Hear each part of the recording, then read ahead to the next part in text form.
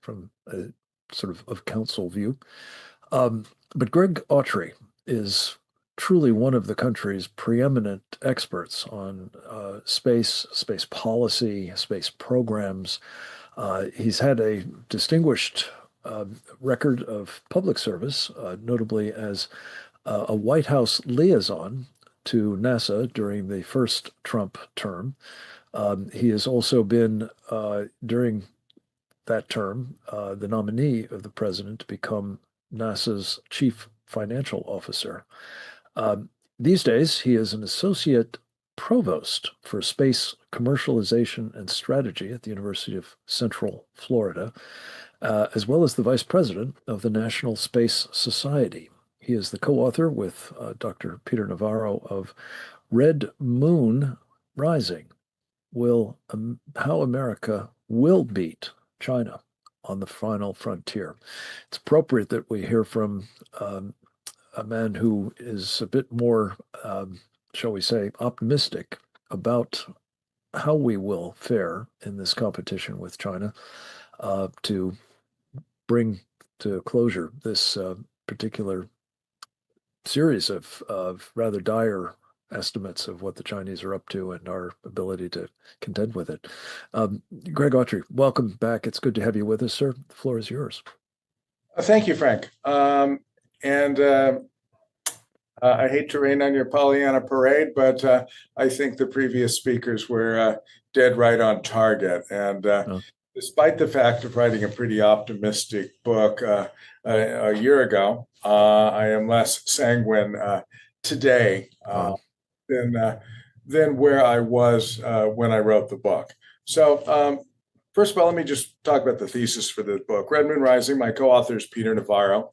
You might know that Peter and I worked together, 13 years ago no more than that, 15 years ago on Death by China, the book, and then the film, which was endorsed by then Citizen Trump at the time, and pretty controversially made the assertion that China was not our good friend in trade, in military cooperation, in environmental cooperation, and a number of other factors. At that time, there was a broad assumption among American intellectuals, in particular among American business leaders, and certainly in American academia, that working with China was the best thing that we'd ever done.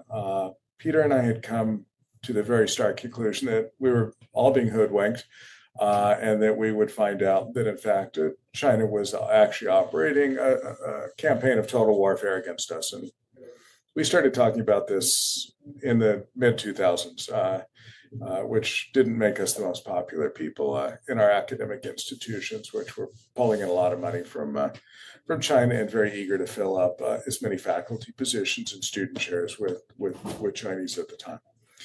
So we'd had a lot of background on that. I wrote a whole chapter in space for Peter's book before Death by China, and then I put a space chapter in Death by China as well, and then decided it was time to write a whole book.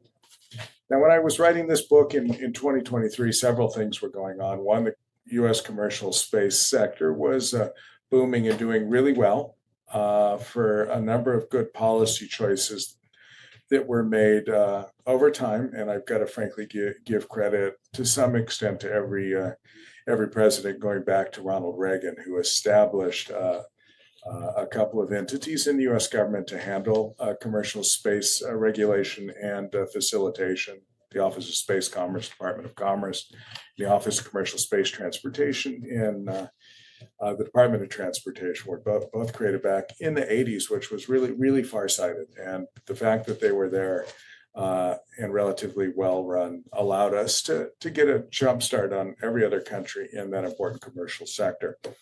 So that was going along pretty well. In 2016, I had the honor to serve on the Trump transition team as part of the NASA agency review team and help set the really fundamentally disruptive Trump space policy. That space policy had made a bigger change in the way the United States approaches space broadly, including civil space, which is NASA, and military space, DoD, and commercial space that's handled out of Commerce and FAA and FCC, then had been done since the 1960s. No administration pushed us forward in space as much as the Trump administration did, going all the way back to the Kennedy years.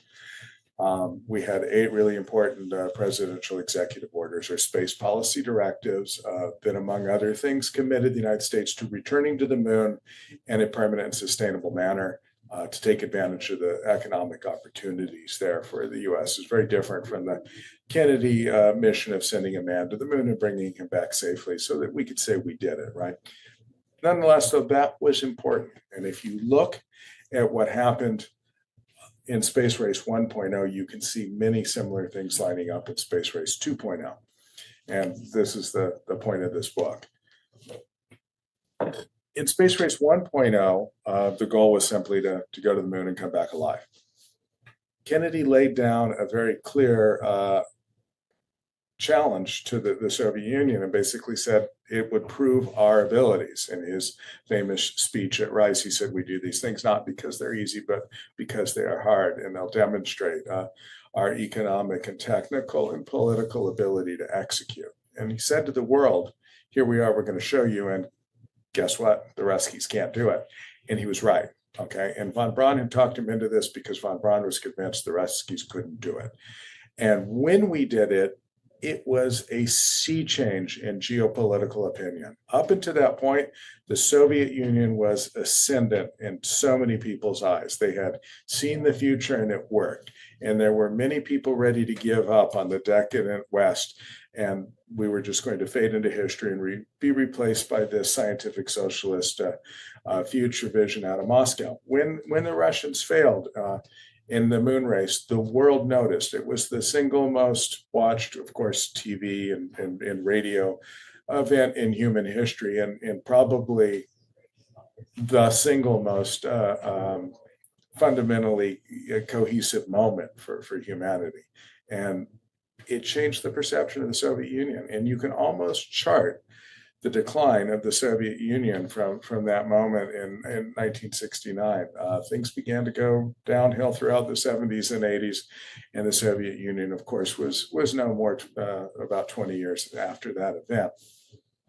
Within the Soviet Union, there was a similar perception of we failed, we can't do it, and it was morally disruptive to the entire empire.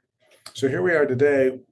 Whether you like it or not, and I have to take some responsibility for being on that team of people that advised the president to go do this, we are committed to returning to the moon. And it was very clear that we were going to do it before the Chinese. And in 2016, I had no fear we were going to do this for the Chinese. Chinese were interesting. They were moving forward methodically.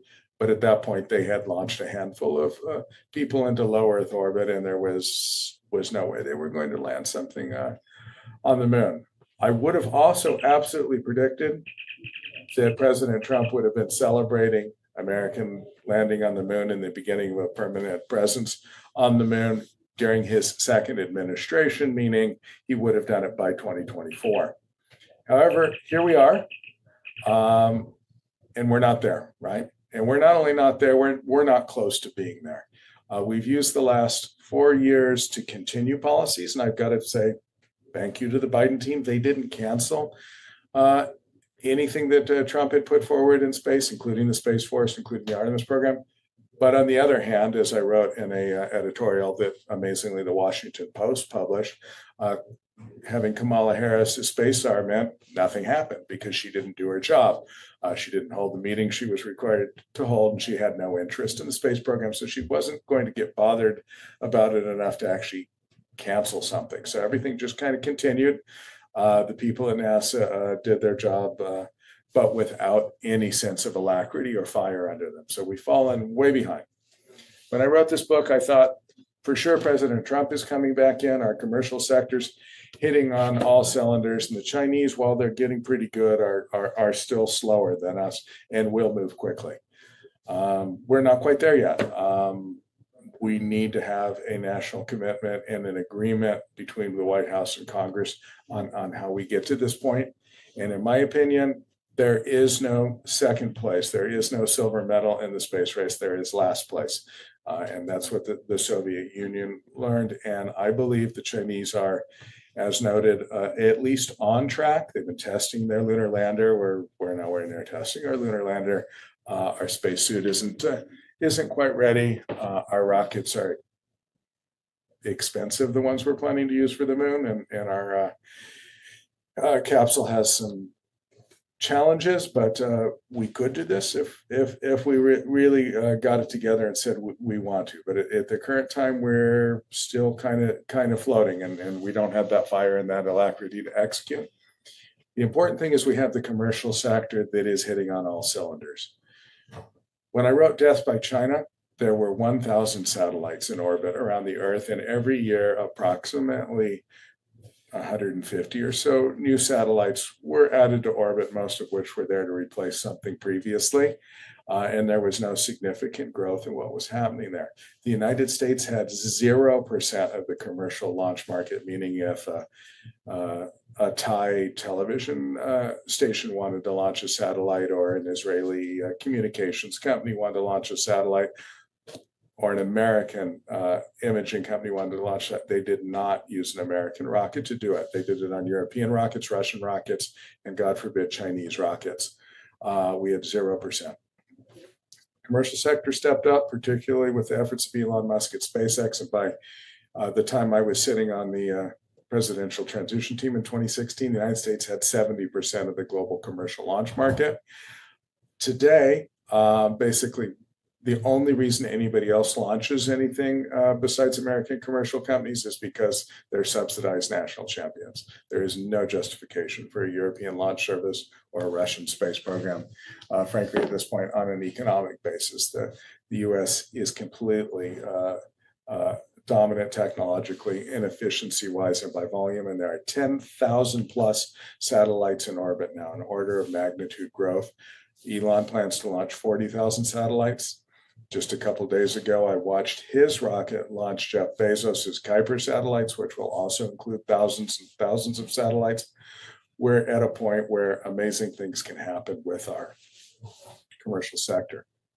But we've got to have government policies that think strategically and make sure that we leverage those to beat our international competitors, because we have learned, as detailed in Death by China and so many other industries, that if we are not strategic, that the Chinese will destroy our excellent companies. We watch this happen in steel. We watch this happen in toys. We watch this happen in consumer electronics. We've watched this happen in apparel. We've watched this happen in the entire supply chain for Home Depot, right?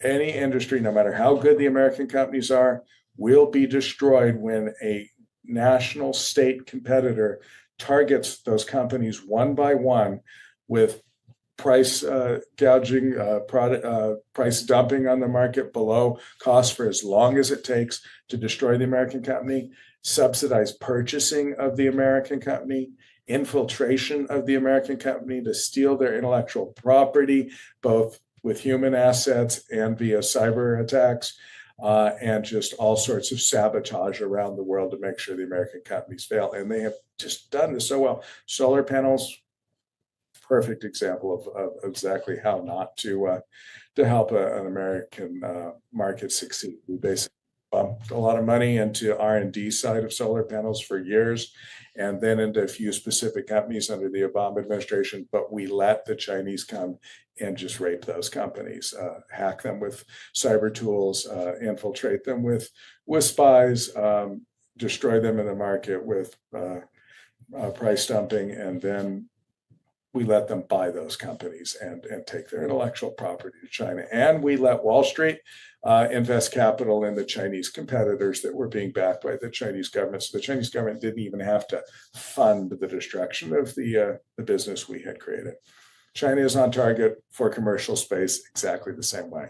And they intend to destroy these American companies. And I have every reason to believe they will if we don't react strategically. If we take the libertarian, just get government out of the way and free market magic will happen.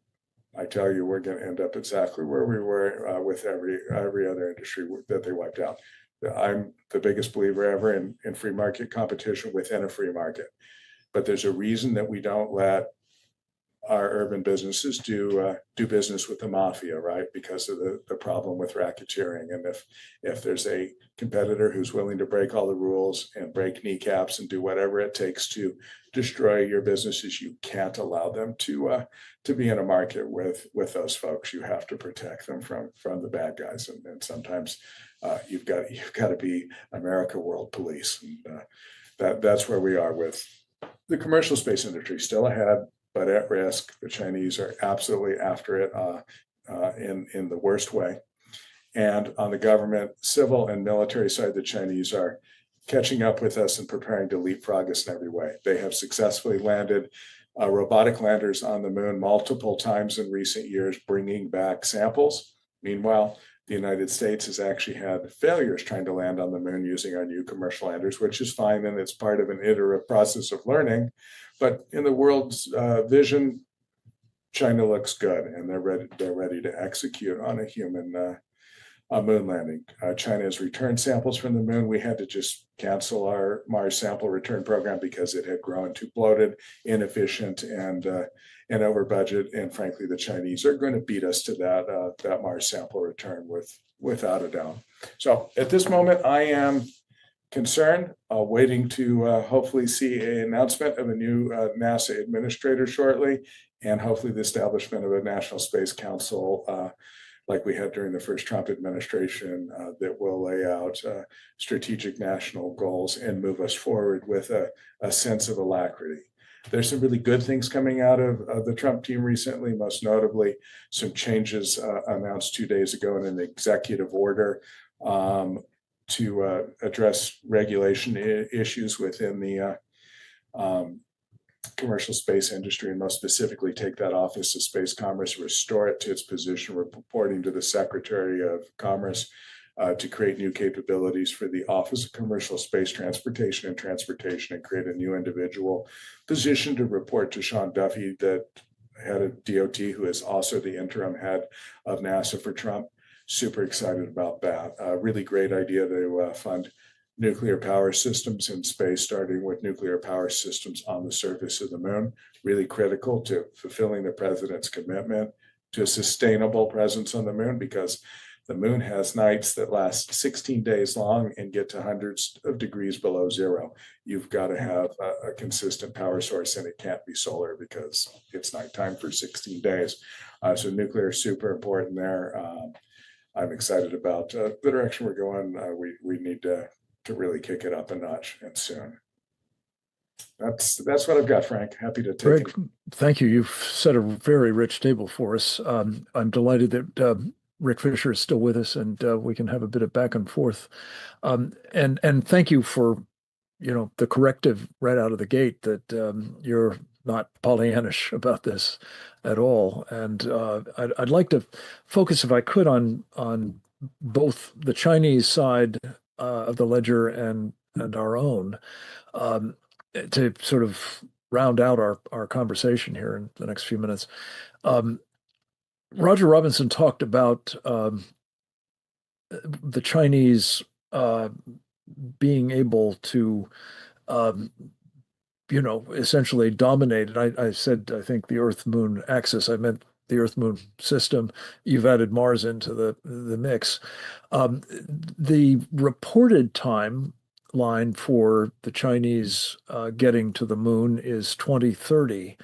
I guess I'd like to start by asking both of you, do you think that's in fact what they're shooting for, or do you expect to see them getting there